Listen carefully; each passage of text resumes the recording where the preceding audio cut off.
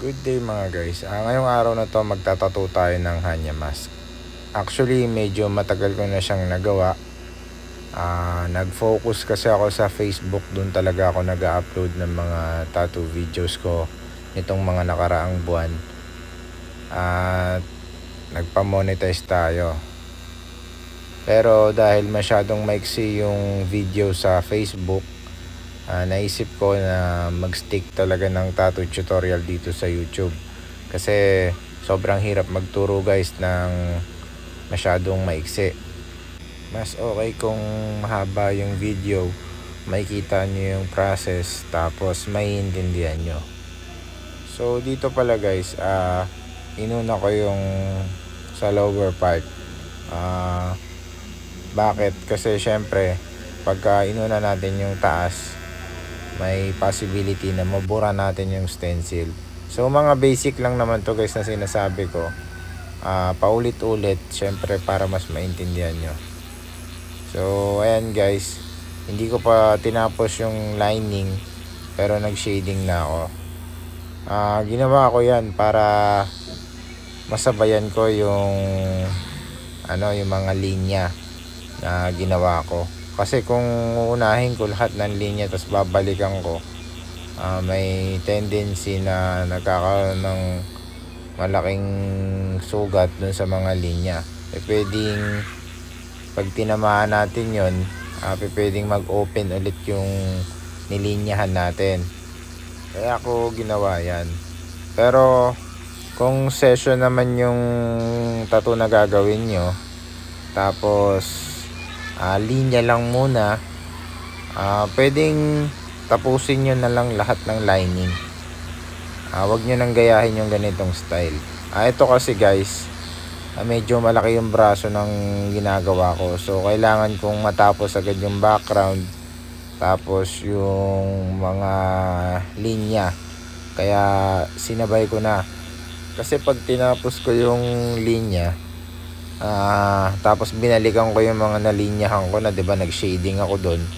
Pwede talaga yun mapunit pag tinamaan natin. So yun yung iniiwasan ko. Pero kung 3 session, pwedeng linya lang muna, sunod background na wave, mga black ganyan, or black and gray. Tapos yung last session na yung colored, pwede nyong gawin na linya lang muna yung unahin nyo. Sa akin kasi 2 session lang, kaya ganito yung diskarte na ginawa ko. Nakadepende pa rin yun sa inyo guys kung paano nyo gagawin yung isang tattoo. Nasa sa inyo na lang po yun kung susundin nyo ako or hindi. Pero yung mga sinasabi ko dito ay base lang doon sa na-experience ko at naisip ko na magagawa nyo yung trabaho nyo ng maayos pag ginawa nyo yun. Para sa akin hindi ko alam kung paano yung diskarte nyo. Pero kailangan yung gumawa ng sarili nyong diskarte. Kasi pagka may sarili kayong diskarte, mas maganda yun para sa akin So kayo, unique pagka meron kayong sariling style. Tapos doon nyo nagagawa yung tattoo ng maayos. Okay yun guys, para sa akin. May mga nakikita rin kasi ako nagtatattoo na medyo magkaiba talaga yung style namin ng pagtatattoo, pero nagagawa pa rin nila yung tattoo ng maayos. So believe ako doon. Kaya hindi ko masasabi na ito talaga yung 100% masundin nyo. May mga basic lang na pwede nyong sundin, tulad ng pag-shading ng ganito. Pero meron din kasing ibang diskarte na light muna yung inuna bago nag-dark. So para sa akin kasi kakaiba yun sa akin talaga ito yung diskarte ko. Kaya dito ako nag-i-stick. Kaya nasa sa inyo pa rin kung ano talaga yung susundin nyo. Ayan. Basta sa shading ng wave, itong ginagawa ko, nakikita nyo naman, inuuna ko lagi yung dark. Yan guys, diba? So 15 cm yung gamit ko dyan na shader. Curve Magnum. Ayan, ng Emalia. So ganto lang ako mag shading. Kung matagal ka na dito sa YouTube channel ko, I'm sure na siguro lagi mo na lang napapanood yung ganitong style ng shading, kasi gumagawa talaga ako lagi ng mga Oriental, Japanese, mga ganyan.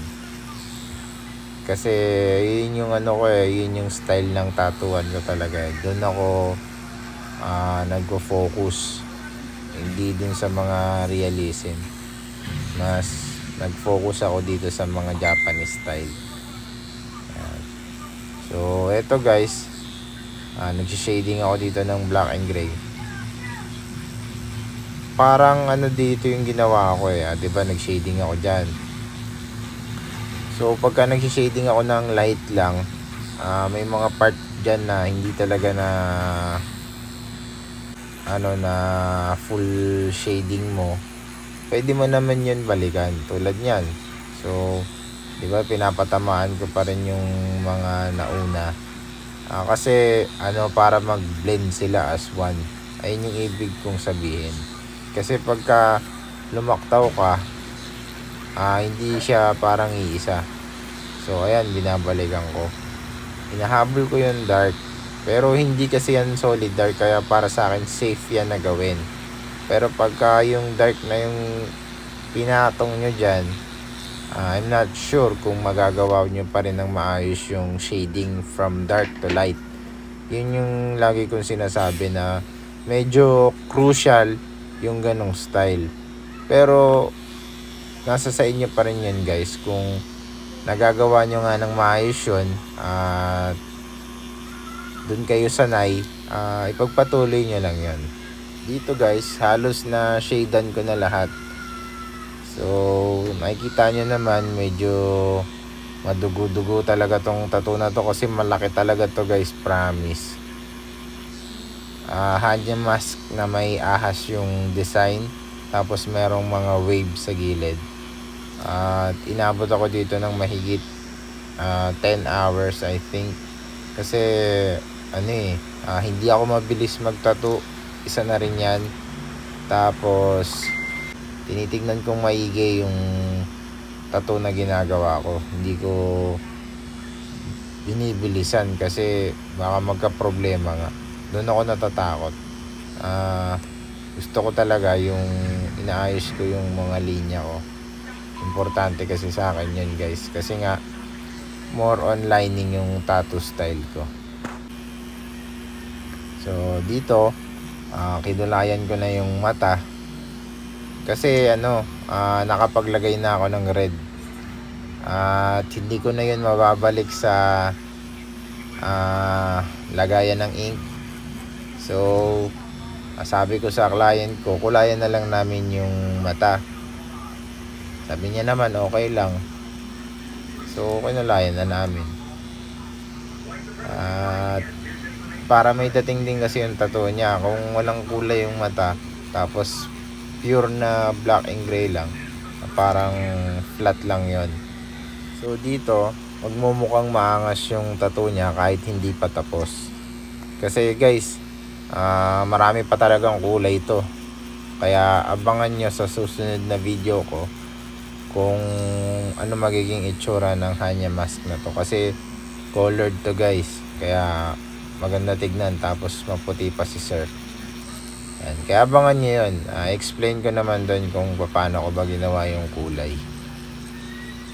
Yan. So yung ginamit ko na red ay Eternal brand. So tatlong klase ng red yung ginamit ko.